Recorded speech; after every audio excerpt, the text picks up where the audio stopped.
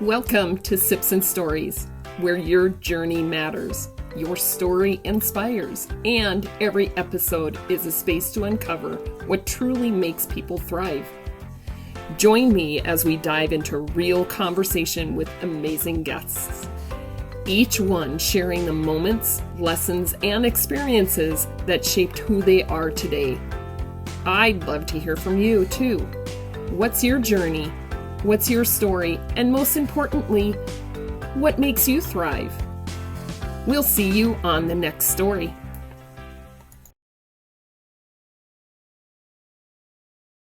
Welcome, everybody. I'm Sandy Shook. This is Sips and Stories. I have Wendy and Chris here with me. Introduce yourselves and give us an idea of who you are with and what you do in our community here. You want to start? No, I want you to start. Okay, all right. We're Chris and Wendy Jube. We've been living here since 2000, so 26 years now. And so we're just, we feel like a local. Mm-hmm. And we run Monument Glamping, which is it's on our private property. We've got the creek running through our backyard, and we set up tents and container homes, these nice little bougie areas for couples to come and spend some time, reconnect, connect and reconnect, and that's what we do. So if you haven't heard about glamping is Yes. glamorous camping, where you just leave your camping gear at home and just show up with your loved one and favorite adult beverage and just have a good time together. Loved one or friends. Or friends, yes. Well, we hope you love your friends. Yes. Yes, I suppose. Yeah, and so we have everything set up for you, so it's a nice semi-outdoor experience. Nothing like sleeping under canvas, sitting in a hot tub on even a cold winter day. God, it's really rock in the winter, Mm-hmm. and that's what we do. So you brought a picture. Yes. And I wanted to share this first thing, so I do not forget about it. I do need to explain this picture. All those people in there, Wendy has birthed all of them. I just watched. There's 13 children in here, and we had a wedding last summer. We have a daughter in Australia, and not all the kids could have make it, but this was just our favorite picture. We celebrate our birthdays. This was gifted to us in a frame like this. One of my sons and daughter-in-law printed this big picture. This is one of the wedding pictures from one of our sons this last year. Then he got married here in Monument, and That's cool. yeah. So we brought the picture just to serve as a visual. Like, we're not faking it. We do have this many children. Yeah. This is true. This is real. So that's 13 as 16. 13 Yes. to 16. Yep. Yep. Yep. Bless you. 22 grandchildren. Wow. 23 on the way. 20. I see the audience out there with their big eyes. What? Yeah. Yeah. Yeah. So, okay. You came from Minnesota. Yes. Yeah, Yes. people. Came to Minnesota in 2000. I got a job at Focus on the Family. I was a teacher in Minnesota. Wendy we had half of our children in Minnesota. So when we were in a nice little small town south of Fargo, Moorhead area. So if people know the geography there, Red River Valley, and we just loved having children. Honestly, I remember. You like the baby stage? Is that what it was? Yeah, that's the best part. That's the real pain. It's teenagers. That's when the work begins. Yes. But yeah. So our life in Minnesota was very nice, but teaching just wasn't working out for me. And then What did you teach? I taught English. I was an Okay. English teacher. Mm-hmm. Wendy and I met in St. Cloud, Minnesota when I was in college. Mm-hmm. And then I just fell in love with her. I fell in love with her two children, so she was a teenage mom. And so we just were a nice family of four, like, right away. Oh, yeah. And then we just kept having children. Yeah. So, Wendy, you lived in St. Cloud then? Yeah, I was living in St. Cloud, Oh. and I was working full time, and I had 2 daughters. And Chris came along, and he was like, I would really like to have 10 kids. Oh my gosh, you already and you went, okay. Well, What? That was our first date, actually. you said that on our first date. It scared all the other girls away. It's just like they all went away running. So Yeah. Wendy stuck around. So. Yeah, so we just had 14 more, you know. Just, Well, so do you both come from bigger families then? Is that the Not reason? really. Well, Not five really. five siblings. Six kids in on my family, And 4 there's 4 in of mine. his. Yeah. But he had 3 sisters, and he was like, always wanted a brother, didn't get one. We Yeah. had 4 girls first, then we had 3 boys, then we had 3 girls. Oh wow! So just kind of like, okay, what's next? Yeah, Little seemed like we sections went of into, children. so we Yeah. had 8 in Minnesota, we had 8 in Colorado. Wow. So we have 8 Colorado natives. Yeah. Yeah. Well, I don't know. I've been out here for 40 years, so 40? yes. Oh, wow. Yes, I came You were out here born when here? I was 2. Do you call yourself a native? I don't know. Well, I feel like I'm still there not is a native in here right 26. now, so They get offended. I don't. Yeah. I've been here for 26 years. When do I get to graduate? But to native? when I first moved here, that's what they did say though, is that if you've been here 10 years or more because of the military, with all the really? different, I because guess of all we're the, natives. right, but those that have been born here, we'll correct you. Yeah. Okay. So, Okay. but Sort of, I don't. but I know that I've seen a lot of change, and you guys have too. So, tell me, how did you teach, Chris? I taught English, and so middle school was kind of my specialty. Oh, okay. And I went through 3 districts. After graduation in Minnesota, teaching was kind of saturated, so it was. Did you want to be a teacher then? Oh yeah. Oh. I went to. That's what my undergraduate was in. And loved teaching, and just I went into that. Started in business because that was kind of expected, but then I went into teaching because I kind of found it in college. Ended up Wendy and I got married in my junior year, and then my senior year we just had our 2 children, had our third or our first biological one, but our 3rd child, and then In your senior year. Yeah, it was a killer year. No Took 21 kidding. credits that year because I wanted to get done in time for the Yeah. teaching season. I ended up not getting a job for 2 years straight. So it was, at the time, Wow. in the early 90s, it was very saturated. Teaching wasn't, people weren't so hard up for teachers then.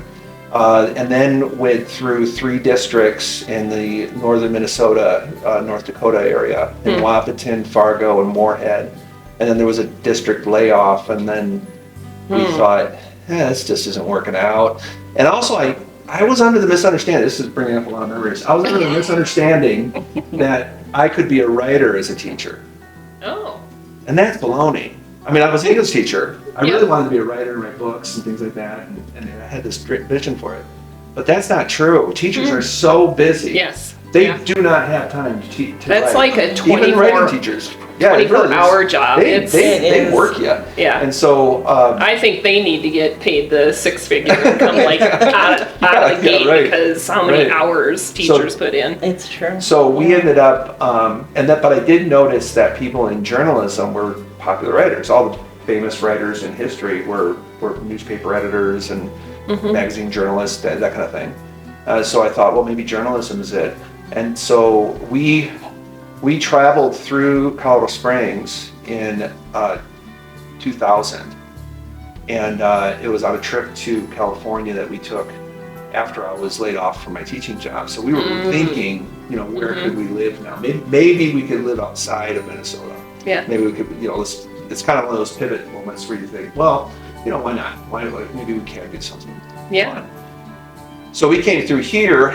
We knew somebody that focused on a family who was kind of a higher up, and so she gave us a big VIP tour. Oh. And we met some editors and some journalists that were there because they were big into those old things called magazines back then. Yeah, well, they're coming back. Periodicals, that whole thing. So I just started applying. I actually applied everywhere in Colorado Springs. I said, you know what, we love this place. We want to move here. And so we started applying at newspapers and things like that. I landed a job at Focus. Wow. So, and then I was there for 5 years. That's cool. And what did you do with them then? Did you teach there I was too? an online editor in this cool thing called the internet at the time. Yeah. Isn't that weird how the in internet 2000, was? Yeah. 2000, everyone thought it might have been a fad. Yeah. And but we and in the ministry they thought it was a fad. Mm-hmm. Or there was it was very interesting time to work there, because there was a conflict between kind of the old school writing magazines, writing books and stuff. That's the ministry. Mm-hmm. That I came in and really delved into the internet department, and I was an online editor. That was the title of my position, and we were doing a lot of butting heads. Yeah. But trying to pull ministries, if you're familiar with most of them, they got a million ministries, or they did back then. They just all these different doctors' ministries and old people's ministries and everything. It was really something. And now I'm one of those old people. Yeah, I know. Yeah, no, I am too. You know, golly, here I am. Here's the head of ministry for me. But it was a conflict in there. But I served for 4.5 years, and then ended up leaving to start my own publishing company. You did? Yes. Wow. Yes, and that was in education. So Okay. at the same, I never did leave education. I've always been in education, and but at the time I left the editing world in Christian publishing and went into what's called Monument Publishing. I actually named it because the domain was available. I was the internet guru back then. Yeah. So it's amazing what you learn at your old jobs, right? I know. And that was geared toward academic speakers and debaters. Oh. Because that's back up into my high school and junior high school teaching in the 90s. I really fell in love with academic debate because I was an English teacher, very much appreciate kind of a student of rhetoric, and that was just always interesting to me, persuasion and things. And so I became the debate coach. Wow. And we had a debate team and everything, but I left that, we were homeschooling our kids here. So when we moved to Minnesota, we jumped right into homeschooling. We did it in Minnesota too, but here we were like total homeschoolers. And then, And he rolls his eyes with. We're just doing homeschooling. And but homeschooling has changed so much since the 90s when when they first started. It was almost illegal in the 90s. I mean, it was it was like, you're not going to teach your children the right way or whatever. But absolutely. and I know, I was like, you're homeschooled? Yes. Yeah. I could tell. We remember the day when homeschoolers were kind of awkward in school, like weird. Yeah. Now it's like there's homeschool programs everywhere. It's easy to be homeschooled. Really, I'm not knocking homeschooling. Really, I am a firm believer in it because I think that there's so much more that our children can learn, and I think that it's not so test oriented. It's more life skills and learning. I don't know.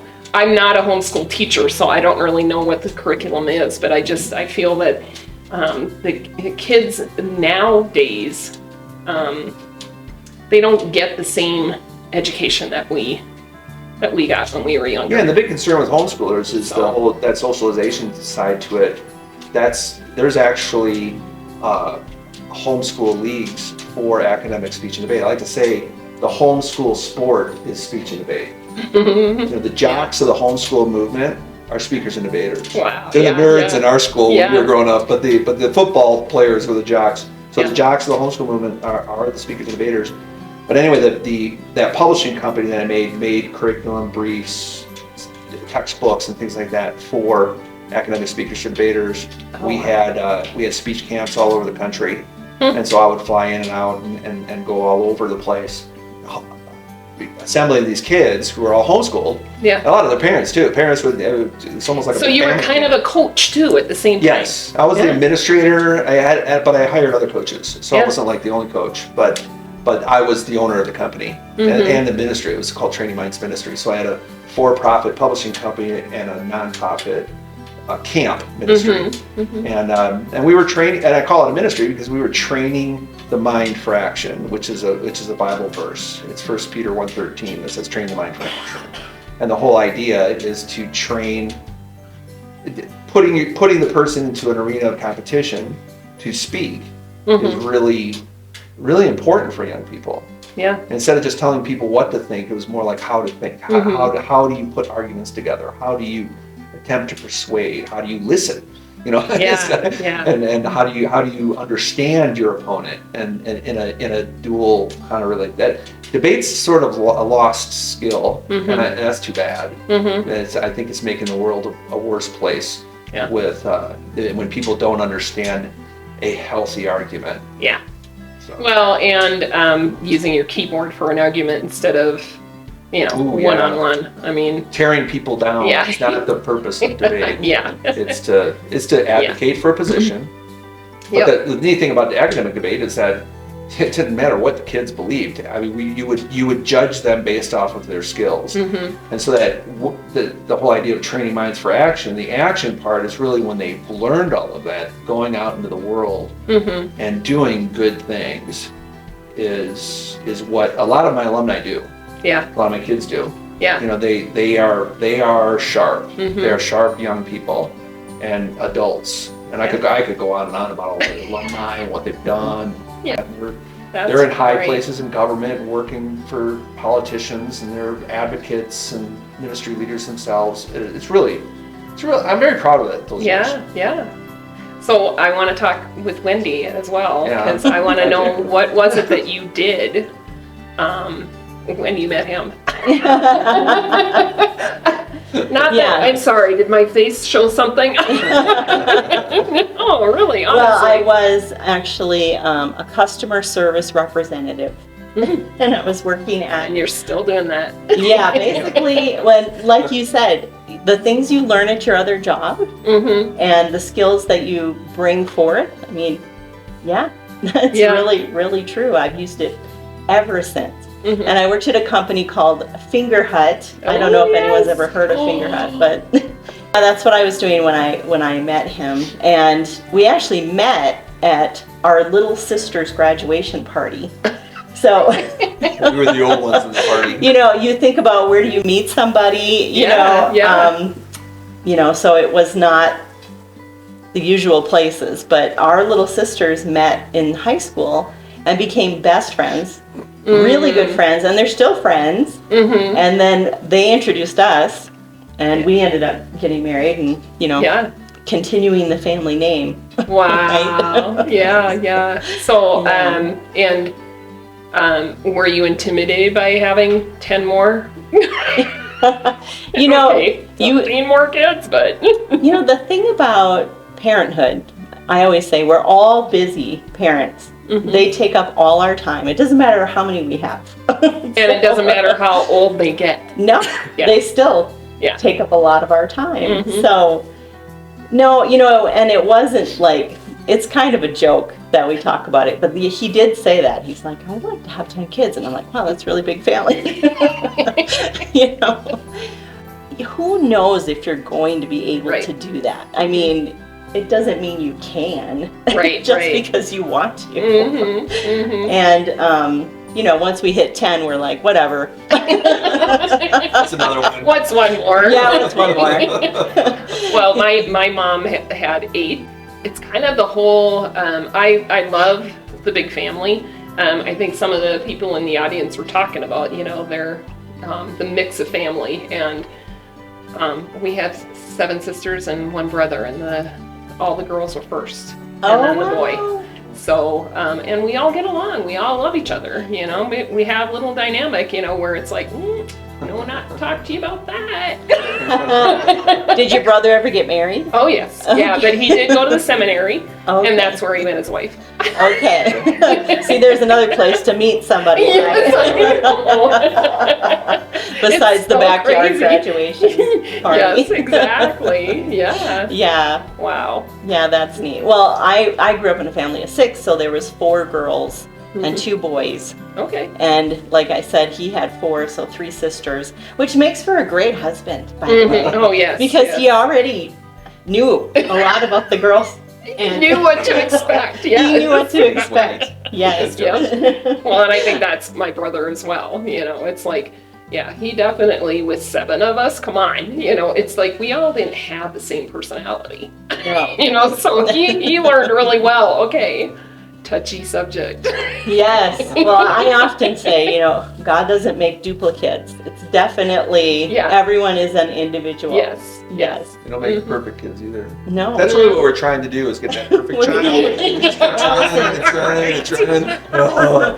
So we finally gave up at 16. Yeah, even the baby of the family. He's not perfect. Gosh. Yeah. So how did Monument Glamping start out? Because I know, but I don't think half the audience Well, which one of knows. us wants to tell? Well, this is a great story. You can add in. It is a great story. Well, it goes back to the kind of the timeline there. So I'm running all over the country doing these camps and stuff. Well, I went back in education at Monument Academy. Okay. And served 3 years there. Served 3 years there. Taught 7th grade English. Loved those years. They were great years. But it was before COVID in 2019. Now teachers just have their summers off. I mean, it's really nice. That's why. Unless you homeschool. Unless you homeschool, yeah. And I was doing the camps in the summer, so it just makes it just was like, I'll go back into teaching for a little bit. And we decided to remodel our bedroom one summer, and we, instead of sleeping in the living room for a month while the remodel, we went all the way down to the studs, tore the whole place up, and this new bathroom and everything. How old was your house when did you guys build that house? No, we moved into it. Yeah, it's a modular, but it's not really that great. The property's awesome, but the house isn't all that great. So we've been remodeling it ever since we moved in. Yeah. And it came time for the bedroom to be remodeled. And so I set up my hunting tent in the backyard. Well, let me tell this part. So he starts tearing everything apart. And I don't know if any of you have ever had this experience, but it's like you wake up one morning and they're ripping out the carpet and it's like, hello? What's happening? While she's in bed. So I was like, where am I going to sleep? Yes. Because I'm not sleeping on the couch. And we had 10 kids at home still. Oh, wow. And so he was like, well, I could just move the whole bedroom set outside and put my hunting tent over it, and we can just sleep out there. So we did for the rest of the summer. And it wasn't too bad. The kids only locked us out once. Because, of course, the bathroom was in the house. Yeah. But it was great. Well, anyway, he finishes the room, and I'm like, great, let's move all my stuff back in there and I can sleep in my room. And he goes, why don't we put this on Airbnb? And I was like, you're crazy. Nobody's gonna rent it. Well, because that's when Airbnb was kind of starting to get popular. It was not as popular as what it is now. Yeah, some of our adult kids were really raking it in. Yeah. And it was so hot back then. Airbnb's not as hot as it was back then, but 2018, 2019, those are the days to be in Airbnb. Yeah. It was so good that one of my sons actually rented a house with his family. Yep. And then Airbnb'd his house because he was just making so much money. Well, and I did that with my basement. Yep. And I had repeat people come in, and it was just kind of like, and that was so cool because it's like, at least I knew who they were, but anyway, sorry, go on. Oh yeah. So he can take over. You said you're crazy. I did. But we did it. We did it. We just so we set it all up. We really had fun doing it too. It's kind of like setting it all up, and then we made $2,400 that summer on the hunting gear that's usually in my storage bin all winter long until I go hunting. I wasn't a big hunter. I just would go elk hunting every year. And you didn't have cots. You had a real bed. Yes. So we kept the queen bed was still out there, and we really fancied it up and made it nice. It wasn't so. Wendy's like, No, I did for sure. I know. Spruced it all up, made it look really nice, but I still was doubtful. Yeah. But hey, we were booking out, and it's like, and we had such neat guests that would come because they were. Our first guest was from Virginia. They were a couple. They were musicians. We played guitar around the campfire. Really enjoyed Serious? them. Yeah. We still remember them. And it's like, so those kinds of experiences were happening. So we finished it with only 2 months. We made $2,400. I'm like, that's pretty good money. Awesome. Well, the next summer, that was the COVID summer. So it was 2019 when we started. Oh yeah. The next year was 2020. Yeah. And if we could go back and talk to ourselves, we would have had 5 tents. Yeah. Right. Because people were beating down our door. Yeah. They wanted to get out of the apartment. Yeah. And just go out into the outdoors, and we did not have to check them in, self-check in.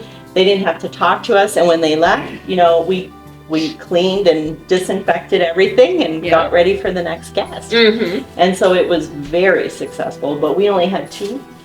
We only had 2 tents. We made only had 2 units. We made almost 20 grand on that. Wow, that's incredible. And it's like, oh, now this is a side hustle. This is a side hustle. Yeah. That's actually nice. Yeah. And then the 2021, I decided to leave teaching, and we went all out. We got a 3rd tent. We're no dummies. You know, it's like, hey, this is working. And then we also partnered with a neighbor. We built these things called container homes because one of my sons is in this picture. He was getting into those, and so he built a 1, 2, and 3 container homes. And we built them? Yeah, he built them. Like he sawed a big 40-foot in half and then decked it all out. Wow. Decks. It was very nice. And should I share how much I made that summer? I know I'm sharing how much I made. Well, the thing is that because we had for those that are actually interested in it, I mean that would be some of my questions, you know, down the road too. I've shared it in public before, so I've made $90,000 after. Wow! With how many? With 3 containers and 6 tents. Yeah. 3 tents. I mean 3 tents and Yeah. So 6 units and $90,000. Yeah. And it's just like, okay, we're all in. Yeah. You know, this is now. That's why I left the job. Yeah. Now we went all in, and we're entrepreneurs. I mean, I've been in education for 35 years, but really only 10 years were in the classroom. So I'm really not a 9-to-5 teacher.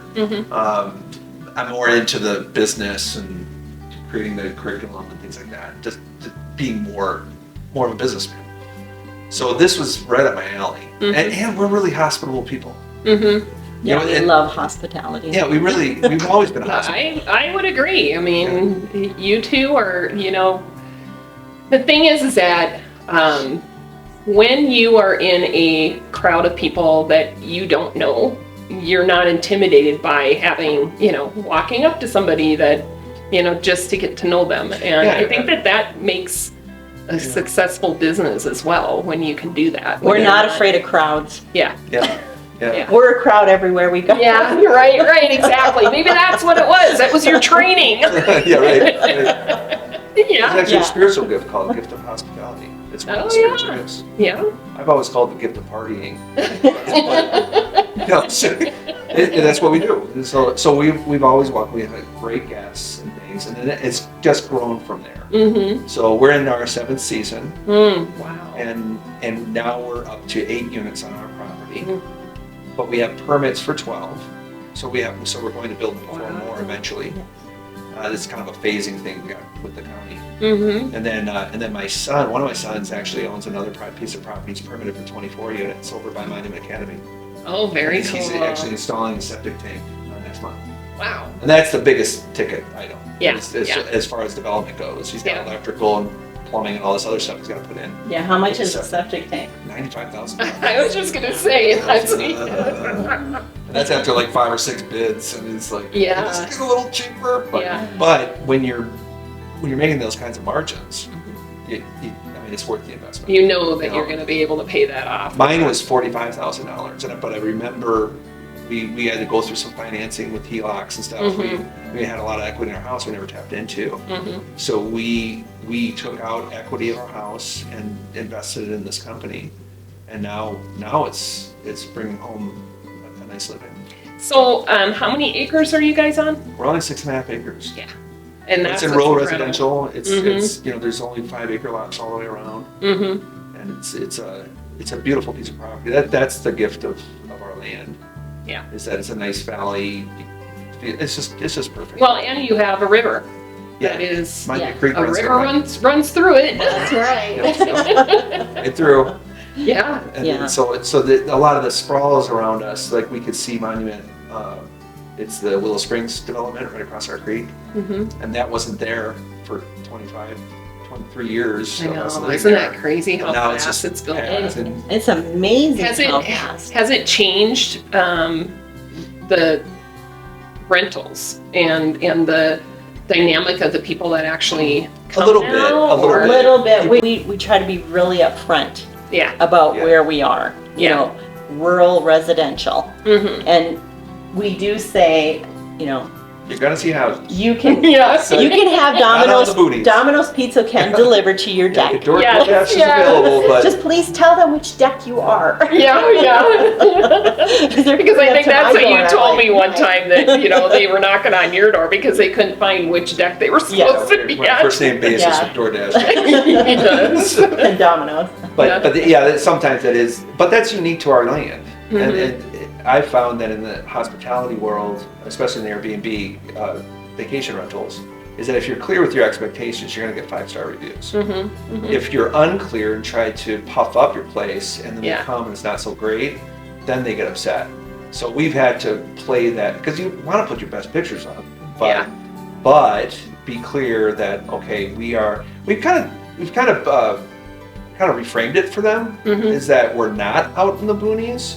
Yeah. We're just a couple miles from town. Yeah. That's really nice for some people. You know, Well, other people don't want to be out. Yeah. in the Well, and boonies. that's the whole thing. I'm not much of a camper, right? You know, Yeah. but it's just kind of like one of those things that I'm like, well, if I do the glamping, I can at least still go. I don't have to make my own food because Right. you're close by to so many different restaurants, and I can go to a movie, and I can still come back. And I think that's what makes it work is that Yes. it's just so close to everything, and Yeah, that's a plus for most people. then you don't have and then you have private entrances for everybody. It's not that you're traipsing through somebody else's house. Right. You know? Right. So we do have people all the time who say, is it okay if I come in at 11 or so? Because we get concert goers. Oh yeah. Yeah. Especially before And it's like, it's totally fine. You can self-check in. I'll leave the light on for you. Yeah. Well, and then you have upgraded your systems Oh yeah. since the beginning because I know that when I went to, I don't know how many units you had when we did the ribbon cutting, because I think you've I had think we had more. 6. I think we had 6 at the time, or we were just developing the ones down by the creek. Yeah, I think Maybe so. 4 and Or then maybe you just something like got that. those done, but That was a couple years ago. you didn't have, not all of them had hot tubs. Yeah, now all of them have hot tubs. Yeah. Yeah, that's right. We were doing some off-grid ones because getting water to the ones down by the creek, we live on a hill, so we're kind of up on the hill. Most of our units are up there. That everything flows in the septic and stuff. But we have 3 off-grid tents where they have outfitters. They call them the Royal Throne. They're put out by Davis Tent out in Denver. And a camp toilet, so it's a little bit more rustic. No, they don't have a flushing toilet. It's a shower and things like that. But we do put hot tubs down there. We just run hoses down there and maintain them that way. But because hot tubs are just, everybody wants a hot tub. Yeah. And then- well, and you're then- camping too, and you get a hot Yeah, tub. a hot That's tub, kind of right. cool. Yeah. And So we found the right hot tub too. It took us a lot of, we went through a lot of mistakes of which hot tubs to buy. We had these inflatable ones for a while. We were doing some like cold plunges for a while. And trying to do a water element to the experience. And that was what was key, is a water experience. Yeah. And now we found this nice 4-person hot tub that just is easy to maintain and they're just wonderful. People love it.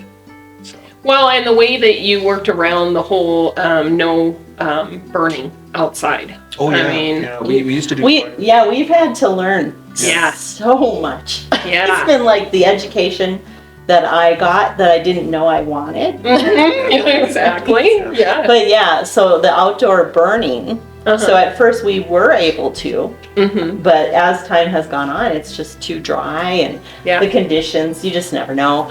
and a lot of people don't know about campfires. No, they don't. Right. And we did have one scary experience with, this is a few years ago, 4 years ago probably, where we had a bucket for ashes, but what did they do? They tried to put out the fire by scooping all the red coals into the bucket and putting it next to the pile of firewood. That was it. And it was Sunday morning, and I look out the window, and the bucket was melting. Yeah. They left for breakfast. And I had to go down there You were and home. put it all out, Yeah. the clothes and stuff. Yeah, I was glad I was home. Wow. And that got us to thinking, this is just crazy. But propane fire pits, I say they're safer than water. Turn it on, turn it off. Turn it on, turn it off. Propane is a liquid. It's very contained. And so now we do all of our fire pits are propane fire pits. Now, do you have to replace those a lot though? I mean, The fire- frequently? Yeah, Just the tanks. Yeah. He's great about taking all the tanks and running them over through Big R or wherever. Oh, yeah. Big R. Yeah. That's You what know, we load them all up and fill them up and bring them back, and then chat with the guys out there while they Yeah. fill up propane tanks. and when we started, I was basically the cleaner. So I was cleaning 3, then I was cleaning 4, then 5, Yeah. 6, Yeah. running up and down the hills, carrying a laundry basket, Our kids were the cleaners. and Yeah. the kids would help too. Yeah. But now I've just hired my 7th cleaner. Really? Oh, Yes. good, because I think the first time we had coffee, you said that you were looking for somebody, but that's so cool. Yes, it is. She's kind of like a youth minister to these. They're young kids. We're kind of surprised at how nice this is, because we have high schoolers and who are coming, and people who work at the coffee shop, and talk to Wendy, because she's on a first name basis over at Serrano's. Yeah. But it's just neat to employ these young people, because there's not a lot of jobs for young people. Well, there isn't, and then I also work at New Life Church in the homeschool ministry, so at High Country you do Home now Educators. still? Yes, Oh, okay. I am the human resource manager. So I interview these kids all the time. They do like these little vital partner positions. Yeah. And I've taken that skill Yeah. and brought it into this business too. So interviewing these young girls, and they're usually high school, so this is where the problem comes in. So I have 7 cleaners, but I have to play Tetris with their schedules, because they're like, well, I only can work Saturday morning because I have music and other things that they're doing. They go to school Monday through Friday, so they can't work. And so I've got a couple college girls that can come. I've got one who can come in on Monday only, one who can come in Friday only. So it's been a challenge to make sure that all the schedules She are. does a great job at it. So right now she's the operations manager, and I'm the CEO. So I take care of marketing and stuff. And then one of our sons is the builder. He's the one that built the containers. Yeah. He's still very active in keeping things rolling. We have weekly meetings, and we feel like we're a real business now. Yeah. Instead of just a tent in our backyard making some money. Yes. Well, and you're expanding obviously with your son now. I mean, but you have your online stuff to give other people. Yeah, and this is the teacher in me coming back out. And I started a couple of years ago by teaching a course online called 8 Weeks to Launch Your Glamping Operation. That's a really good course. I'm actually going to put it on YouTube for free pretty soon. But it's because some of it's outdated, but I still wanted to get out there because the opportunity that landowners have in today's world is it's amazing. Especially with the knowledge that you two have, what you started and what you've been through since you started, and how to navigate the city and county and all that kind of stuff. I didn't even share that juicy part of the story. I don't know if you want to. But. Oh, no, I will. I love it. It's a great story. It was traumatic at the time. I lost a lot of sleep over it. Lost a lot of money over it too. But that third year, when we made that $90,000, we're like, easy street. This is so good money. I got visited by what I call the Yellow Jackets. The Yellow Jackets. They show up in your front yard wearing a yellow jacket and a badge. And they say, we're from the government and we're here to help. And so I started getting violations from the building department, from the county planners, from the health department. Because we were so ignorant in what we could do on a property. And we like to say we're the land of the free, but we're really not the land of the free. So you can't do Not whatever when you it's zoned differently. Yes, you cannot do anything you want, even if it's your land. You can't do anything you want. But that started the long journey of applying for these permits, and nothing's impossible. That's the thing. I consult with quite a few landowners from all over the world, really, mostly in America, but you don't need to fold your cards when you get that violation. You know, you feel like you're running a crack lab in your basement when that, the violation comes in. You're like, oh, I'm so embarrassed. But And you're like, $50,000. Yeah, I know. That's right. I'm making a lot of money. Give me a break, man. Yeah. But at every violation letter, I've read a lot of them because people tend to call me when they get the violation letter. They're like, what do I do? And they're written really crabby. You're breaking all these laws and regulations and rules. And then at the end it says, if you have any questions, call this number. So read the whole thing. And I'll say to people, I said, what, did you call the number? Well, no. Call the number. And that's what I did. And you just call these people, and they're usually very nice. The people who come out with their clipboards and start telling you all the things you're doing wrong. And they are trying to lead you toward compliance. If you drive down the county or the city, everybody's out of compliance. I mean, it's like the tax code. It's like, hey, who's compliant? So Exactly. the tax code With it. Literally, early this year, we had the building department out because there's some retaining walls and stuff we got to move and all that. So it gets detailed. But 2 guys from the government, really nice guys and stuff. They each had 2 books. Wow. International Building Code for residential, International Building Code for commercial, and we were deciphering what constitutes So you helped them write a new membrane book? structure for this type of tent, and Wow. it can really bother you if you think about it too much. I'm reading Marcus Aurelius right now, and one of the quotes was something like, I'm going to butcher this stuff. It's vanity when the ground is moving beneath your feet to call it out as right or wrong, because it doesn't do anything. So that's the code, and we have to comply. And that's just the reality of it. Yeah. And that's where the power is. That's where the opportunity is. We could fold our cards and say we give up, we're going to shut down, but that's not what we want to do. We want to keep. We're having too much fun. So, but that scares. Wendy, are you still having fun? Yes, I am. Yes, I am. Does it look like I'm not? No, I couldn't see your face. You were looking at him. Oh, sorry. No, that's okay. Now that's my glamping guy business. Is the whole idea of me consulting people all over the country. Yeah, because you've helped somebody locally here too. Oh yeah, quite a few people. Yeah. Yeah. There's a guy up the street. He went through a variance. He built an apartment above a garage, and it was not attached to the house. Oh yeah. And that's the no-no. So it needs to be attached to the house. Ah. And he was arguing with the planning department and stuff, and they were actually consulting him to build a tunnel from the garage to his house to make it compliant to the code. Well, I mean, what are the guidelines when you do something like that besides it not being attached? Yeah. Let me say, every jurisdiction is different. That's where it gets even more complicated. Yeah. Because it might be just fine in his jurisdiction, not in ours. I am across the creek from Monument. Monument's right there. Yeah. And Monument's code is so much different than El Paso County's code. So it just gets really, and then the zones in the county, there's a whole list of zoned properties. We're RR5, standing for Rural Residential 5. But there's RR2, RR2.5. I thought that was railroad track. Holy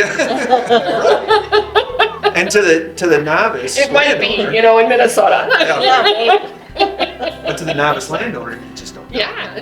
And you don't know until you get into trouble. So it's Yeah, kind of right. like I feel like sometimes we're in a classroom and I just have this, angry, mean teacher who just, slaps me with a ruler every time I'm out of line. I don't know what to do. I gotta figure her out.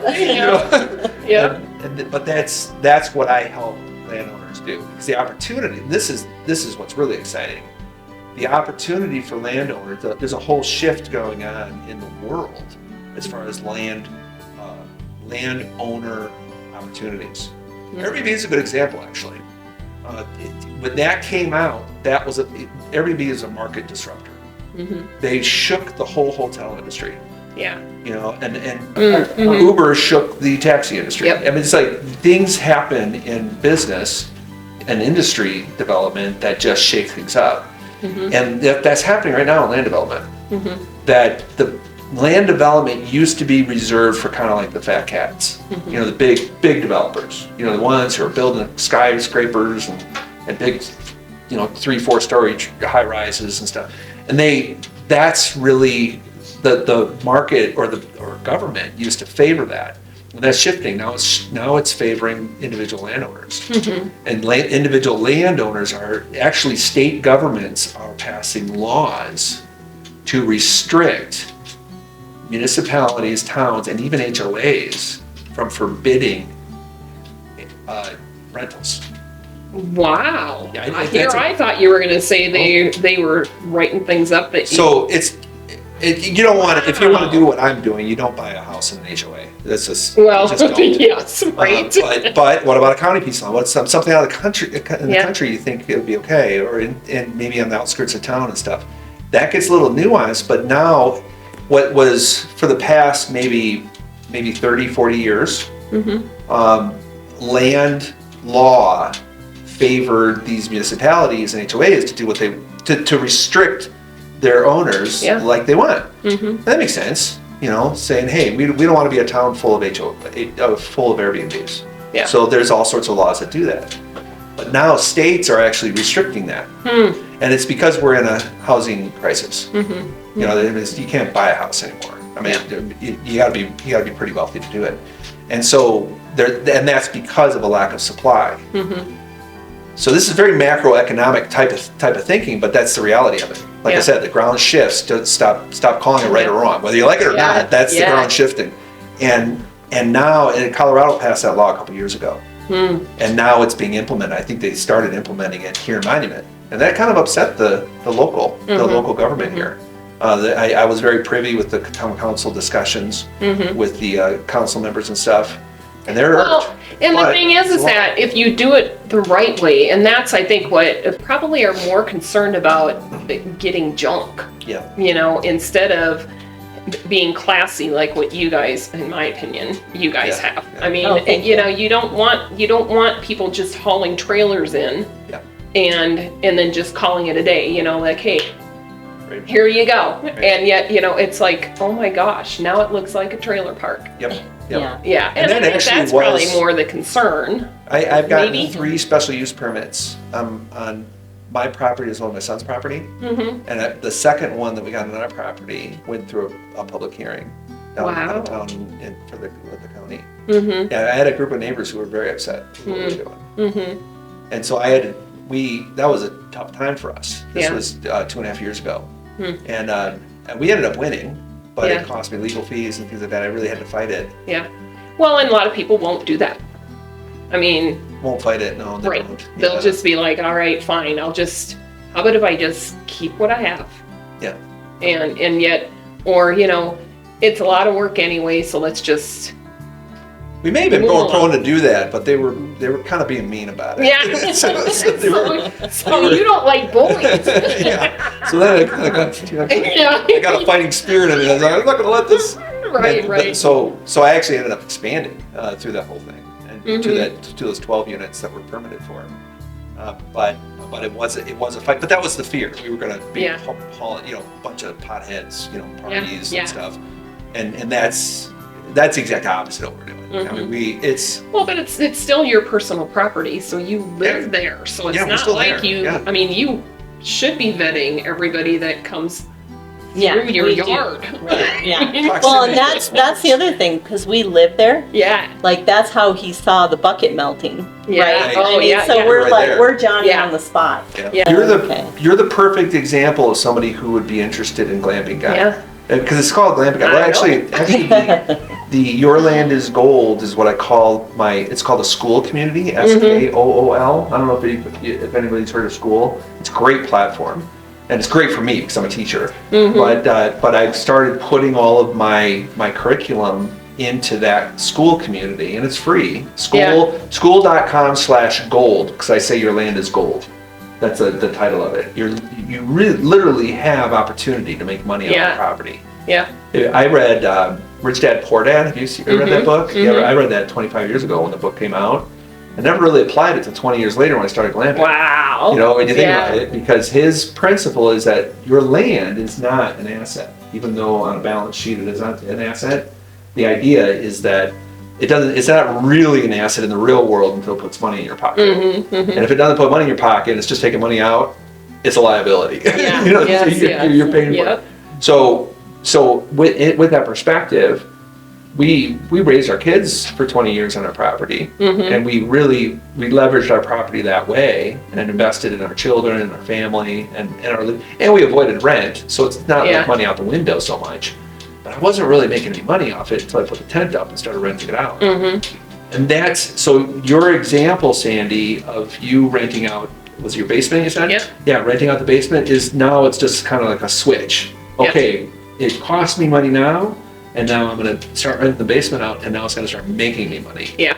And you can't lose with that. Real estate is a wonderful advantage that people have. It's arguably the best way to make money in the world right now. You can't think of anything else. Everything else is work. Yeah. You know, your time. Yeah. And especially with the AI revolution that's going on right now, a lot of people are going to be out of work and stuff like that.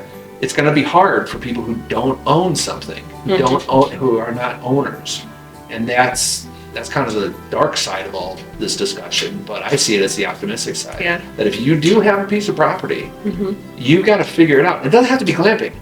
Well, it doesn't have to be rentals. I have someone in my group who's a pumpkin patch owner. You know, so I mean, it's kind of an event or just finding something. Basically, this is what farmers are. Yeah. You know, the traditional farmer, they're planting, they're growing, they're selling. But this is great. This is great because the town garden is down there over by the Air Academy Credit Union. They have it. I don't know how you get into it, but I imagine they rent a little piece and they plant their things and they go and do that. There's a skateboard park real close by. Who knows who's going to take who's what? If it was a private piece of property, I'd be much more apt to rent from it, wouldn't I? Yeah. It's the same people who are coming to our property to stay in our tents. They would much rather stay at a private piece of property. Yeah, because you know it's going to be taken care of, and that somebody's going to be there most of the time. Yeah. Okay, before we run out of time, because we could talk probably another hour or two. Sorry, you guys, but I do want to find out about your family because it's so large. Are they mostly here? Or so I was counting it yesterday. We have 11 of them in the state. Okay. And then we have one in Australia. And then we have we've got 3 out of state. Straight. Oh my gosh. When we did prayers at night, it was always like we went from the oldest to the youngest. So that's why, that's how I was we do like. The same thing. We do the grandkids. And the spouses. It takes us a good 5 minutes. Should we just name off our kids? Let's just name them off. Okay, so. God bless Mommy, Daddy. Oh, you want to do the whole thing? Yeah, let's do it. God bless Mommy, Daddy, Alicia, Alyssa, Assad, Cynthia, Lydia, Ernest, Isaiah, Brianna, Micah, Kaya, Noah, Chrissy, Tabitha, Kayla.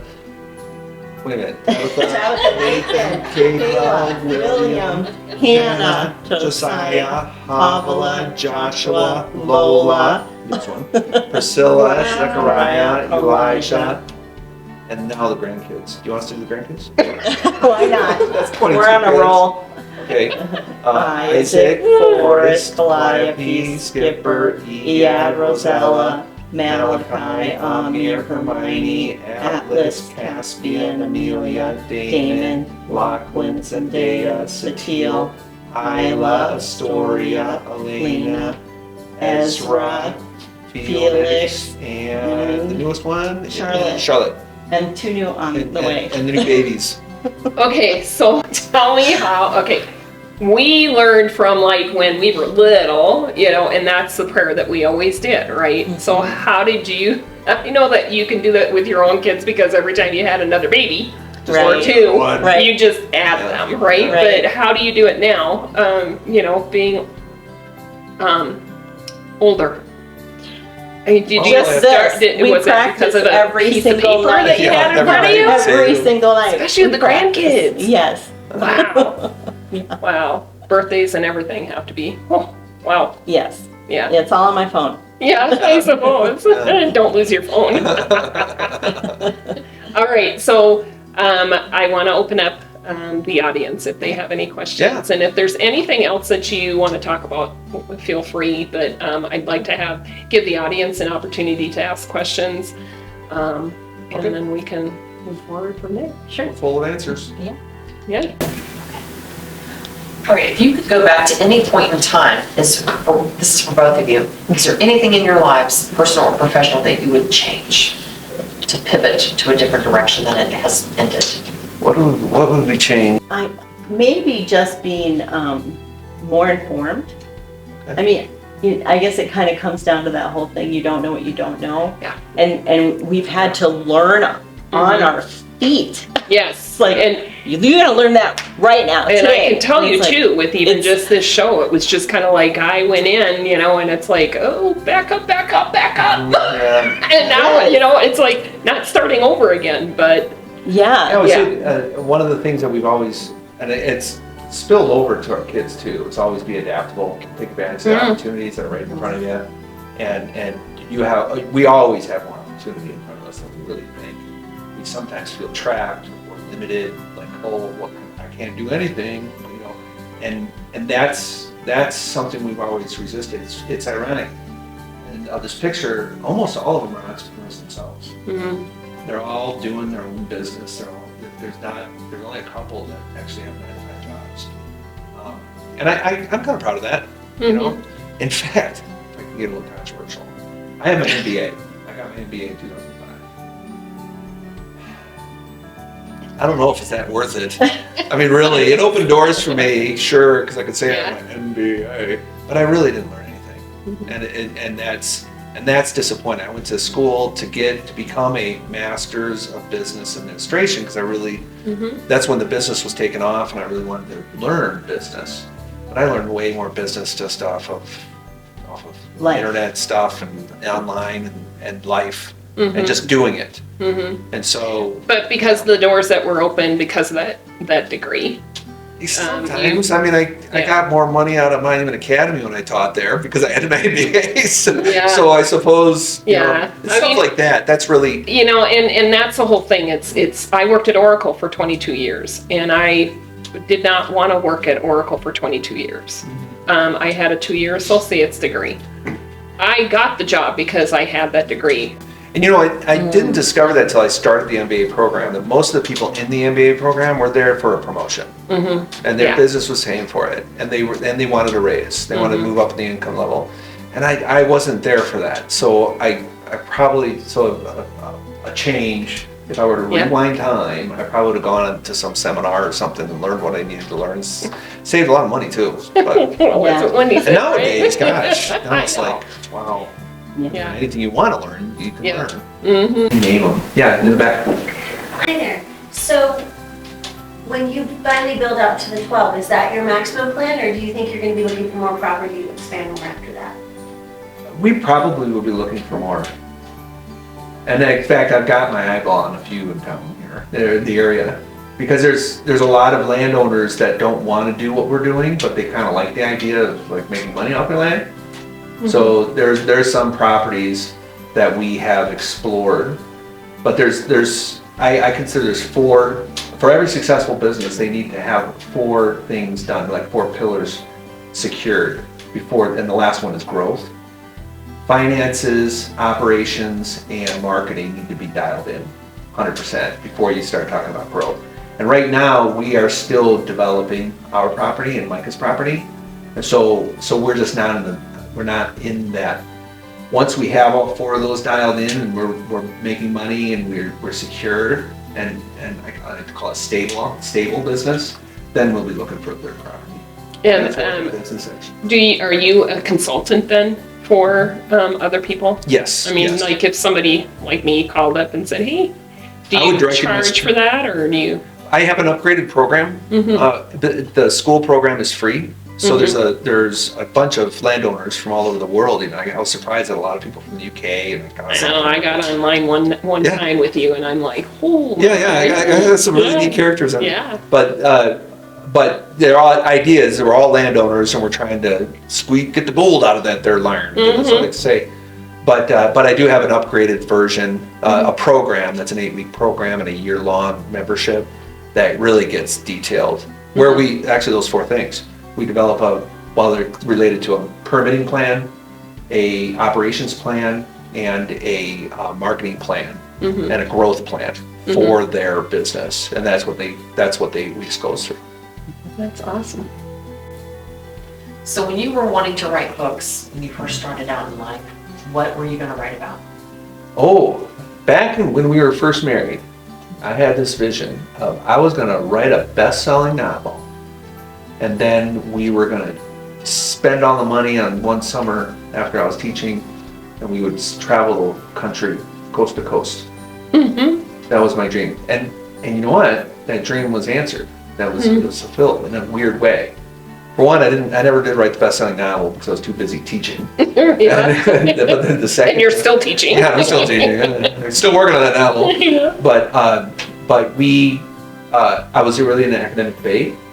And we were dabbling in homeschooling when we were in Minnesota, and there was a homeschool league that had just started, and the first national tournament was out in DC, and then the next year was out in California, and that's the year we traveled through Colorado Springs when we were going from Minnesota, and we almost had to pinch ourselves because it was kind of like a prayer to answered prayer in a different way, because we did travel coast to coast over 2 years, but it was related to the business that we had.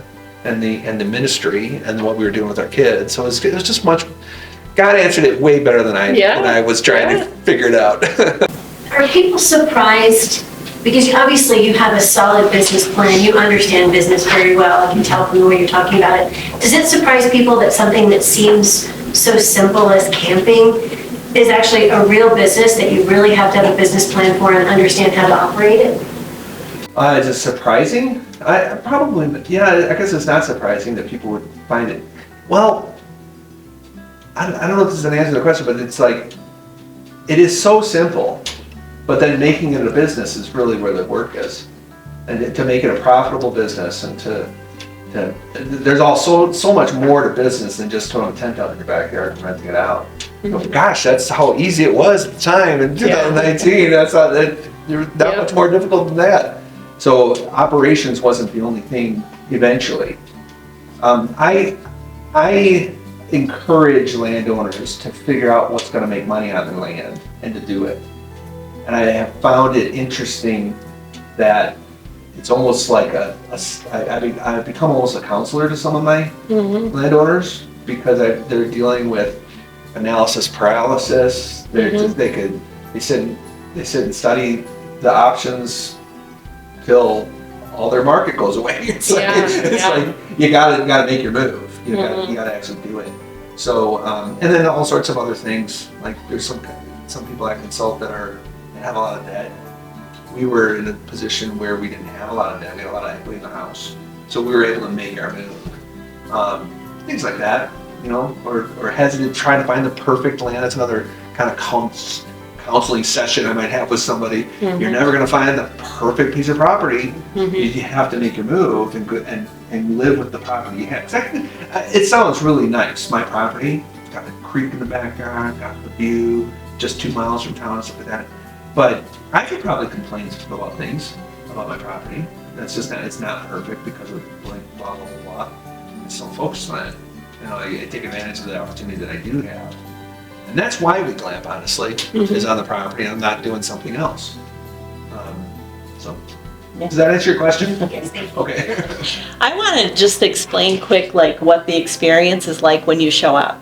Yeah. So you book the property, we have our own website, and he's done a fantastic job of keeping up the website and, you know, getting all the pictures on there so you know what you're coming into. And it's Monument Glamping, and it's top on Google. But, so you go ahead and book it, and then you immediately start getting the messages that say, you know, thank you so much for booking with us, and you know, this is what time you arrive, this is what you can expect. We have an enhancements now that we have come up with.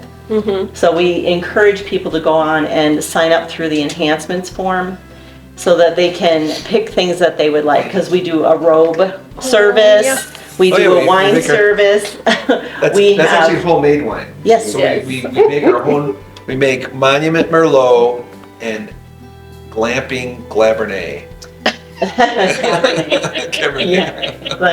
Yeah. And then I do the ones from scratch, but They're pretty ones. like strawberry and apple and those kinds of things. But so anyway, if you get the form filled out before you come in, then I know if you have a pet, you know, people like coolers with ice. And so we provide that stuff, so it's there when you arrive. So it's a very nice experience, because let's say you just want to get away for tonight, you know, you and your spouse or a friend or whatever, you can have all that ready when you arrive. Yeah, that's nice. Yeah, thank goodness. And we also do like a s'more basket, because people really like to do s'mores out, you know, over the fire pit. So things like that. And I set up romantic surprises. It's very popular. Yeah. So I've gone back and forth. Like I've had people come in and they're like, "Can I just come in an hour early and set it all up?" And I'm like, "You can if you want." Yeah. And so, you know, I've had people do that, and they've told me, by the time I was finished doing all that, now I'm all sweaty and I got to go pick up so-and-so, and I don't have time to get ready. And I'm like, I could have done it for you. Yeah. You know, birthday surprise. surprises, Yeah. That's really cool. It really is geared toward a couple. Yeah. You know, we get a mom and dad and a couple kids all the time too. But really, if you want to have a nice date evening, just the two of you in a hot tub and, you know, popping the wine and just. Well, there was like the Rotary, I think, some of the ladies from the Rotary, you had, maybe it wasn't Rotary, but it was another, Oh yeah, we did that. Yeah, We also so- had the Air Force Academy's basketball team, and they rented out the entire place. Yeah, And they were that's fun. doing a team building. Yeah. It's a girls basketball team. They had a ball. Yeah, they did. We had a lot of people who wouldn't be caught dead in a sleeping bag. Would Yeah. stay in there. Yeah, They were like, yeah. "Oh, this is a big deal." Well, I think that it would be a really great retreat space too. I mean, Well, also because on private property, it's very safe. I get grandmas that are bringing their grandchildren for their first camping trip. Yeah. Right, and then they go to the creek, Man, and then they try to go camping later, and they're like, "This is nothing like the first time." Right, yeah. Or ladies, you know, I get a lot of friends, Yeah. and they just want to sit around that fire pit and just chat and Drink wine sip and- wine, and have a good time. And we have kombucha too. We have homemade kombucha very good. for the non-alcoholic drinkers. Yeah. That's great. Well, I really appreciate you two coming out and Yeah, thanks for having us, Sandy. being on the show and sharing your story. I know that there's so much more, but how can people reach you? MonumentGlamping.com is our website for glamping. And if you're interested in the land development stuff that I'm doing, go to glampingguy.com or go directly to school.com/gold. And it's SKOOL. SKOOL. Yeah, I don't know. Guy who made the name didn't know how to spell school. He it's wanted a it to brand. be, right. It's their brand. They're leveraging it. Yeah. But school's a neat platform to learn and grow and all sorts of things. And my shtick is land development for private landowners. That's great. All right. Well, thank you to the studio audience. Thank you for coming in today. Learn a little bit more about Monument Glamping. And we will see you on the next story.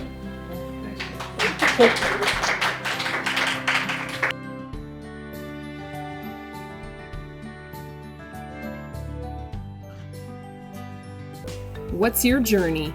What's your story? And most importantly, what makes you thrive? We'll see you on the next story.